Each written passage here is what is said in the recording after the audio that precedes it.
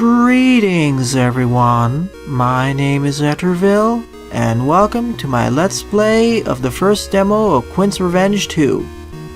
Personally, even though I enjoyed Quint's Revenge 1 quite a lot, I thought it was kind of a one-off project by ACESpark and Co. I didn't expect the sequel to come out until a few more years down along the line, but here it is now. And from what I played of the intro stage, well, the first few screens, it's quite solid. There are 3 stages present in this demo, 2 World Master stages and the intro stage. But of course, it's the first demo, so there'll probably be a few bugs here and there, and this is version 0.0.09, so it is justifiable. Also, this game switched from using the previous game's composer over to RushJet's music, which I quite appreciate as I love most of his remixes of Mega Man 1, 2, and 3, and especially of Mega Man World 2, aka Mega Man 2 for the Game Boy. So without further ado, let's begin. This will be a first impression / blind playthrough, so apologies if I make mistakes here and there. Here's the options. We have screen size going up to X3 in full screen. I really wish this game went up to X4 as my monitor supports it, but I don't want it to go to full screen due to some technical issues. I wish it followed the same principle as Mega Man Endless. We have music, sound, and we have the NES filter. The NES filter is really important because I noticed for Quint's Revenge 1, quite a few people, as demonstrated in videos and mentioned in forums, were having washed out colors and other strange effects. Something to do with computer compatibility issues. So now you have the ability to disable it if you really want to, which is quite appreciated. I already set up the controls, so let's begin. Here we are, no music yet. This is the intro stage. Quint has all the abilities from before. He can jump, he can shoot, he can dash jump, he can jump in midair once, he can crouch. But in addition to that, he has 2 other abilities. Quint now has the ability to do charge shots, although the charging sound is very quiet for some reason, and he can slide now. My favorite of the new additions is actually the charge shot, as well as the modified Sakugarne, aka Quint's pogo stick. Because before, especially combined with dashing, if you had enemies who were quite durable, you have to stop dashing right in front of the enemy, take care of them with your Mega Buster, and then move forward, or jump over them or take a hit, which kind of broke the flow of the dashing in quite a few segments if you're not skilled enough. But here with the charge shot, as you can hold your charge while dashing, once you come up to an enemy, you can stop in front of them, fire your Mega Buster, and move on, which really speeds up the flow of combat and makes taking care of most lightly armored and medium armor foes pretty simple. Minus certain enemies like Sniper Joes and Big Eyes, but those are justifiable as they are supposed to stop you dead. Alright, also another addition to the Sakugarne is that you can summon it anywhere. Instead of having limited segments where you could use the Sakugarne, you can now use it anywhere, and apparently you can also jump in midair with the Sakugarne, which is pretty nice. And it also maintains its previous attribute of being able to use on spikes. Be warned though, you can only summon the Sakugarne on level ground.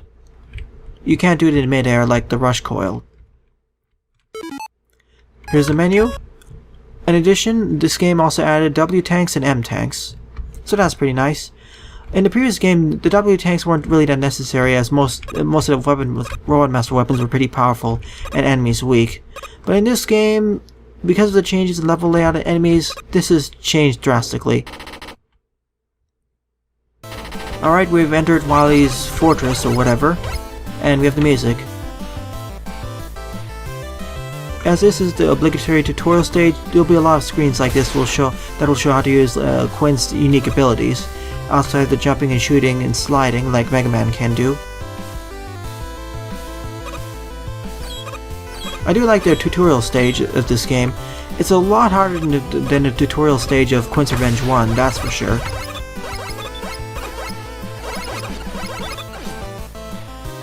Mainly because of the tougher enemies, a lot more instant death traps, and the stage generally being longer and more labyrinthine to get through. This is true in general of Quint's Revenge too, In general, Quint's Revenge 2 is a lot tougher than Quint's Revenge 1. I would say that a lot of the Roadmaster stages, as evidenced by this demo, are even tougher than the Roadmaster stages, and even most of the Wily stages back in Quint's Revenge 1. I kind of think it's for the better, personally, as Quint's Revenge 1 felt really easy outside some of the Wily stages in the final stage, and so it kind of decreased enjoyment, mainly because the stages in Quint's Revenge 1 weren't exactly calibrated to Quint's abilities. The latter Wily stages and final stage were, but the original stages not so much, so Quint could really breeze through them with his crouching and dashing. Here's a demonstration of the Sakugarne and why it's so useful. We used it to be able to get that E-tank.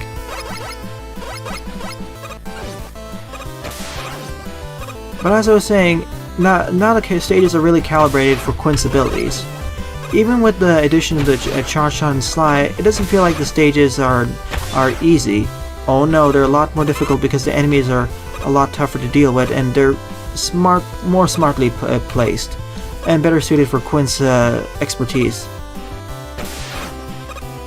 Which is appreciated, as that was one of my main complaints of Quint's Revenge 1, where the stages were a bit too easy, mainly because they felt like they were almost directly ported from Mega Man World 2, aka Mega Man 2 for Game Boy. And in that game, well, and the challenges were mostly calibrated with minor amounts of changes to account for some of Quint's abilities and to make them a little bit more unique and less repetitive, or less of a direct rehash from those from the original game. But even then, it really felt that only those minor segments were calibrated for Quint. But now we have everything calibrated for Quint's abilities, which is very appreciated. And it feels like this, and now the stages feel very unique. Well, oh sure, the Roadmaster stages are remixes of the original ones, but they feel like they're a lot more derivative compared to the original, and a lot harder and calibrated for Quint's abilities. So, very strong appreciation for that. And now every stage actually has mini-bosses too, even the intro stage, which is nice. So we have this jumping spike ball, which jumps about 6 or 7 times and then jumps 6 or 7 times at varying height, and then it stays in midair and releases those spark balls. Not too bad. But from what I've heard, each stage has mini-bosses, every one, which is pretty nice. Oh yeah, here's a dashing tutorial if you weren't aware how to dash at this point. So now the level segments are going to force you to be able to dash. That was stupid of me. And we have a bunch of new enemy types as well. Unlike before in Quint's Revenge 1, the only new enemy types are added at the end of the game, but instantly now we have new enemy types that we can fight. Not only that, some of the older enemy types have been modified to act differently, which is also quite appreciated. I'm just going to tank a hit there.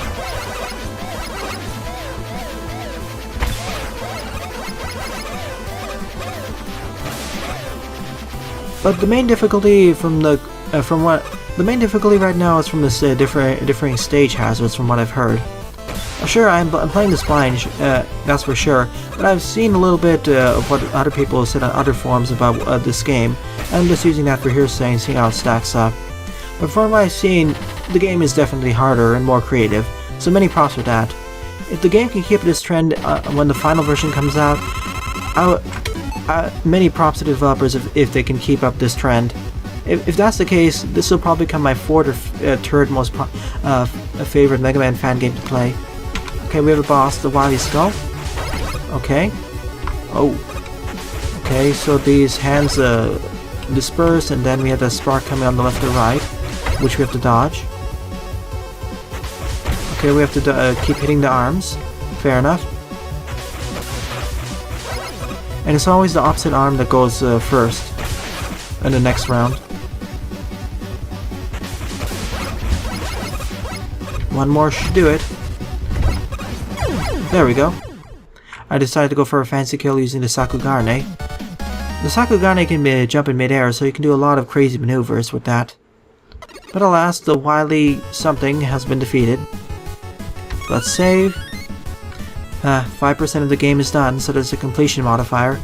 I suppose we'll only get 10% of the game done, assuming that there isn't any other secret items you can collect. Alright, we have our stage select. Fancy that we have green. Okay, we have Fireman and Gemini Man. Although in this case we have Sapphire Fireman or Blue Fireman, and we have Hyacinth Gemini Man or Pink Gemini Man. Basically, Dr. Wily's modified these two previous World Masters with the power of gems, which have granted them new abilities, I suppose. Let's take a look at the other ones. Ooh, okay, we have Gray, Red, Deep Blue, Pink, of course, Deep Green, Yellow, ooh, Purple.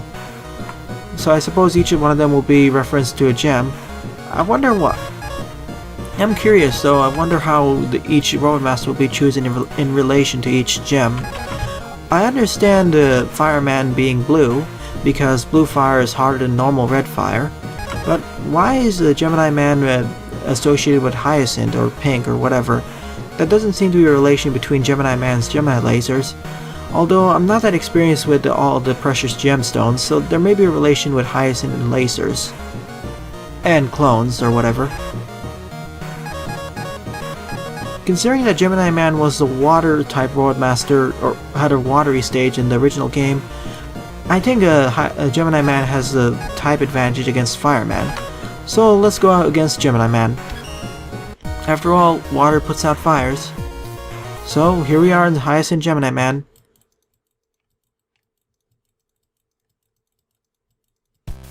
We have really long transition times for some reason, fade in, fade out.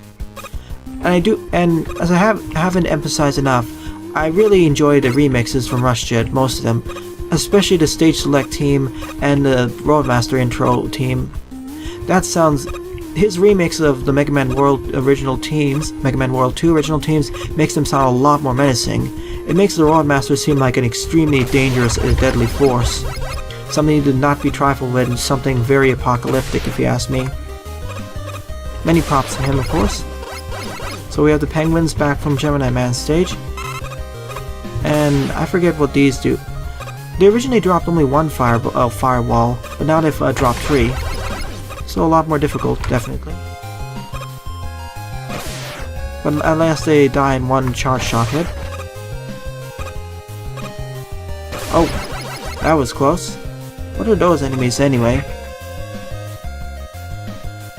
Sorry about that. Alright, we have a familiar intro here, and we have the crystals. Oh, we have a locked door and... Hello there? Ooh, I guess these are locks. We have to walk over these to open the doors. So I suppose we'll see this gimmick throughout the stage. These bubbles look a lot bigger than before, and they are pulsating a lot more. I wonder... Whoa. Okay, we have a lot more aggressive tadpoles this time, and they home in on you. In the original game, they would slowly move on you, but now they're a lot more threatening. That's a nice change. Still great for farming, but you have to be a lot more careful while dealing with them so you don't die. Fairly appreciate it, and you can tell that they're a lot more dangerous because they're bigger looking, they have teeth, and of course you can see that the bubbles are a lot bigger and pulsating faster. I better keep an eye on those. It's best to take care of them on a level surface.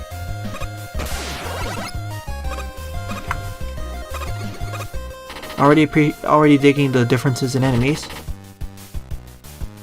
Oh hey, we have those shadow clones trying to open the doors for us. Interesting.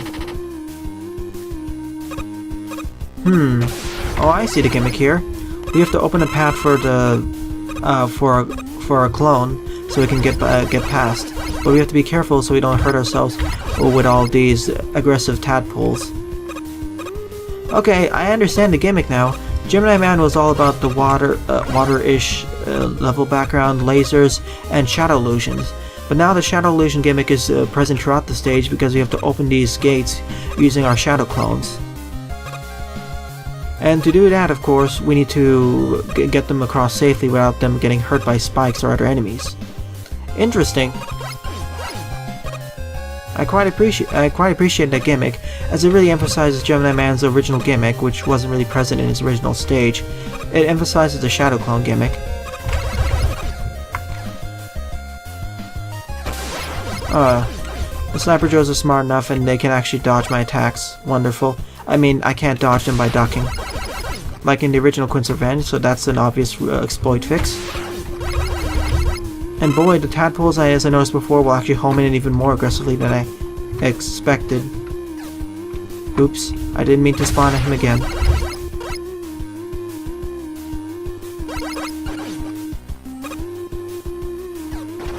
Okay, I expected him to get killed by that. Apparently he only gets hurt by projectile damage.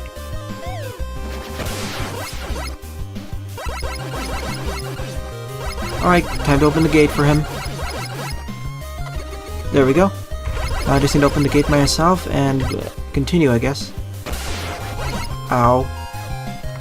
This is really not going up. I'm really taking a lot of damage. This goes to show how much more difficult these stages are. In the original game, I never really took this much damage or that close to death. But look at me here, I'm almost dead again. I suppose we're reaching a mini-boss fight then. Hello, frog. Oh, okay, it summons tadpoles as well. Ow. Oh boy, this is bad. So I suppose the pattern is it jumps and releases about a storm of tadpoles and fires 2 or 3 projectiles. Thankfully the checkpoint's right over there. Oh, okay. That projectile actually homes in on you. That's good to know. I'm doing a terrible job at dodging everything. Whoops. I do have an E-tank, but I really want to save it up for boss fights. Do I even have a number of lives counter? Normally it'd be 2, but apparently for the demo there's infinite?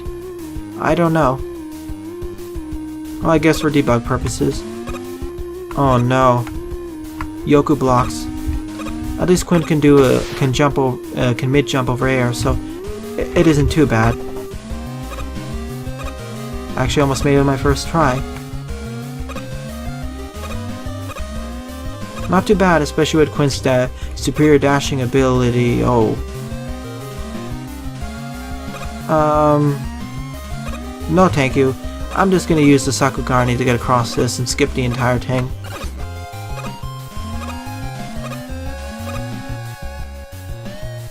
I'll do it the honest way. It isn't as trollish as other ones. Okay, so the purple ones will just move on their own accord, but the blue ones, they'll jump when I shoot. Of course, now we have this segment.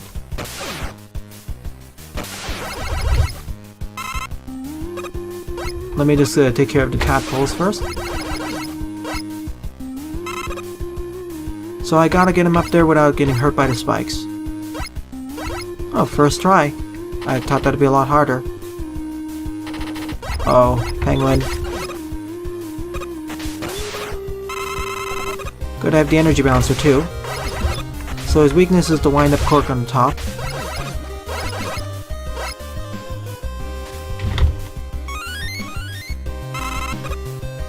Alright, we're doing pretty well now. Oh no. Yeah, I'm just gonna... Whoa, that's a lot of body damage for getting hit by that thing. I need to slide down there. Whoa, whoa. I didn't see those eggs down there. Oh well, let's try this again. Nice that there's actually a checkpoint right after the mini-boss fight.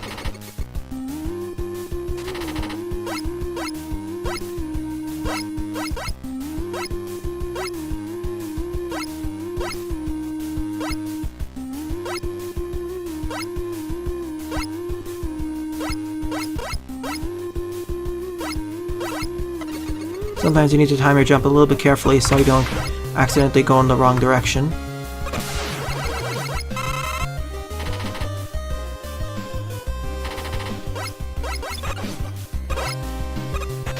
You know, the Sakugarne can just bypass the entire thing because, as you know, Quint's pogo stick is basically makes him immortal and can deal massive amounts of damage to enemies.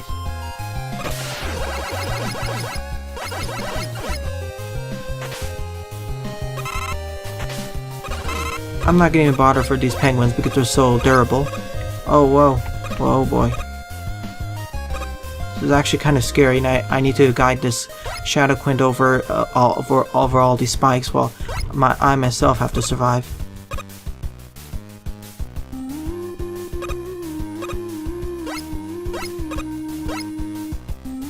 Oh boy.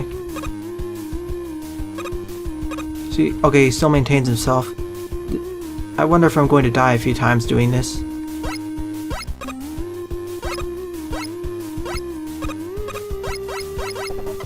Ooh, I got it in the first or second try. That's amazing.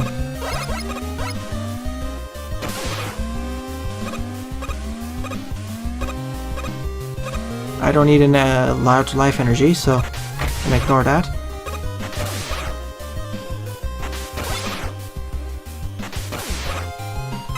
And we're at the boss.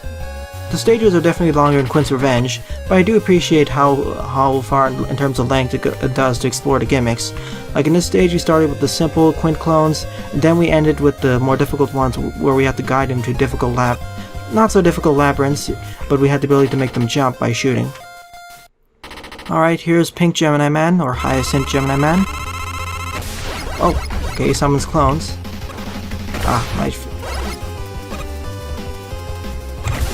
Okay, so whenever I fire, he's going to release his clones. Okay, interesting.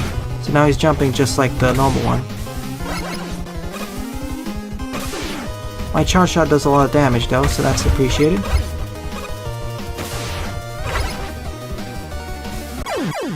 Let's try fighting him again. I actually did a pretty good job. The charge shot packs quite a bit of punch, dealing 3 to 4 points of damage per hit.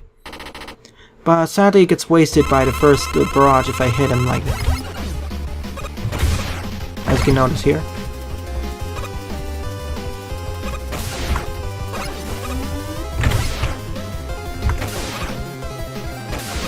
If I can make him jump while using that, I can make him...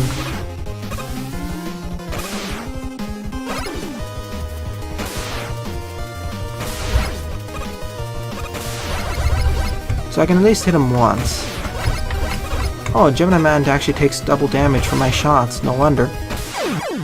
No wonder he's taking so much damage from my Charge Buster.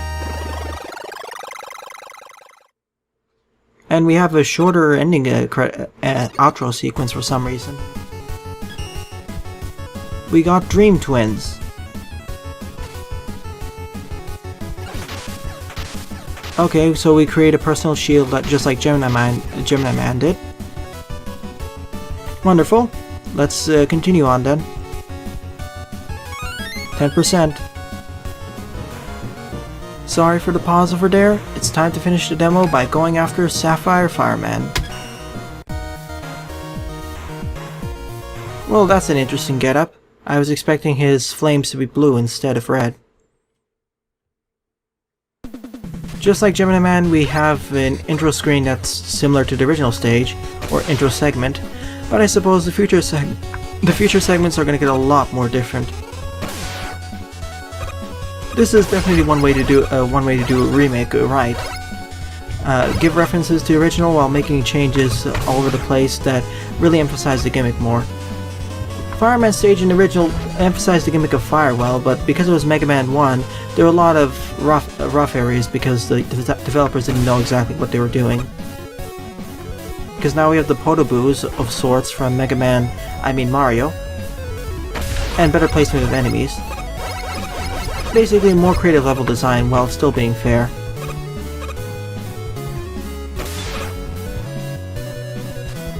Yeah, I can just skip that entire segment if I really want to. Okay, I can hold the Dream Twins whenever I need to.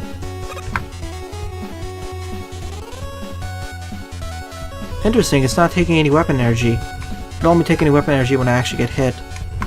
Wow, they even follow me when I'm dashing. That's pretty crazy when you think about it.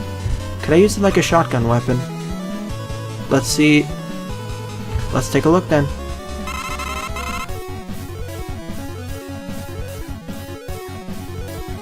Oh yeah, I can. Can I get hurt by it? Okay, it does. It only uses weapon energy when I get hurt. That's really... Oops. Okay, the death sound cut itself off. As I was saying, that's pretty awesome. It makes the Dream Twins a lot more powerful. But then I got sniped by that enemy, of course. Whoa. Okay, so now we can just delete enemies if we're right in front of them for a certain cost of weapon energy. That seems really broken if you ask me. Then again, I just got it, so that may just be me. I need to get more experience with the weapon before I can make any final judgments on it. But it seems really powerful to have a weapon that can basically directly, instantly delete enemies for a certain weapon energy cost. Okay, mini boss time. Oh, okay. So we have the fireman wheel.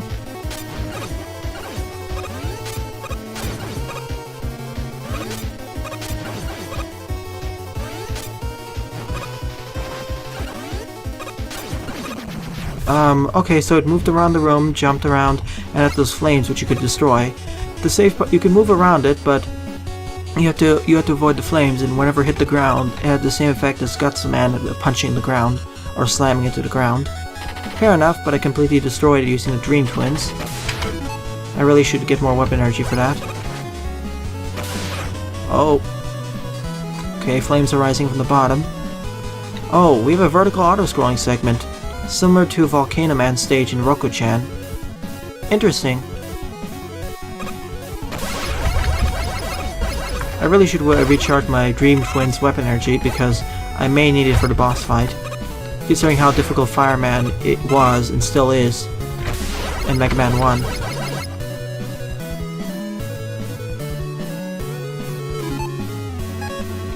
Just want to make sure that the energy balancer doesn't choose the wrong weapon. How far can you actually skip ahead while traveling upwards? Can you just skip the entire... No, you can't.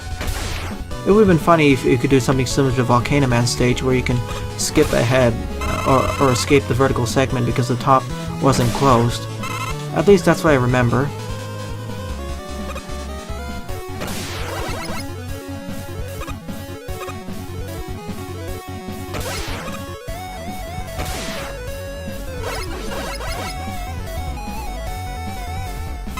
Of course, lava is still instant death and ignores my invulnerability frames. Oh boy. I'm going to ignore taking that, it's too risky. Well, that's certainly unique and made the Fireman stage much more memorable, personally. The first section of Fireman stage was the same, or almost the same, just like in GEMINI stage, but the rest of the mechanics and superior level design make it much more enjoyable to go through.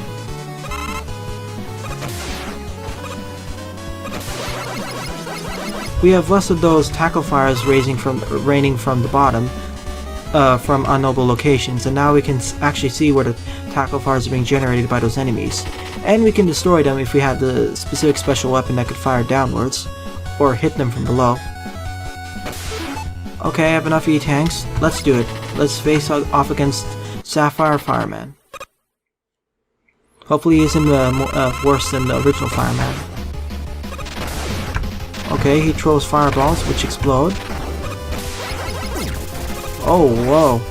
Okay, he does something similar to Fireman after throwing these rain of 3 fireballs. He creates a volcano effect and then afterwards he releases his fireways to left and right. Quite a dangerous fight, but somehow I beat him starting up with half health, taking a lot of hits and ending with 1 health. That's incredible. We get the Vulcan Burst. Okay, so this is the weapon we can use to hit those tackle fire generators on below the lava. Very appreciated. That seems to be a really powerful weapon. From what I've seen, both of the weapons I've got, the Vulcan Burst and the Dream Twins, seem to be pretty powerful weapons. The Dream Twins can delete most enemies, the most minor enemies, and deal a large amount of damage to mini-bosses. Okay, Dr. Wily. Okay, the demo has been completed, but we have cheat mode. And we can use it to enter the title screen to activate all weapons. But I'll end this game off here. From what I've seen in the demo overall, I see a lot of promise for this game. Just from these 3 levels alone, I enjoy this game more than Quint's Revenge 1. There's a lot more remixing of the levels, and they feel better suited to Quint's increased arsenal of abilities. The weapons feel awesome, the new enemies are pretty good with dealing with Quint, as well as the remodeled older enemies. And the music, of course, from Rush Dead is exceptional as always. Really, this feels like a better remix of the original Mega Man stages than Quint's Revenge 1 was.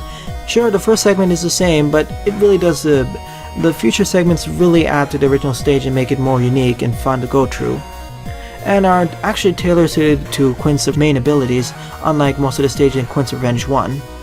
So good job, ACESpark and Co. Once the next demo comes out and the final copy, I will do a full Let's Play of it, that's for certain. Well then, thanks for watching and have a nice day. Toodles!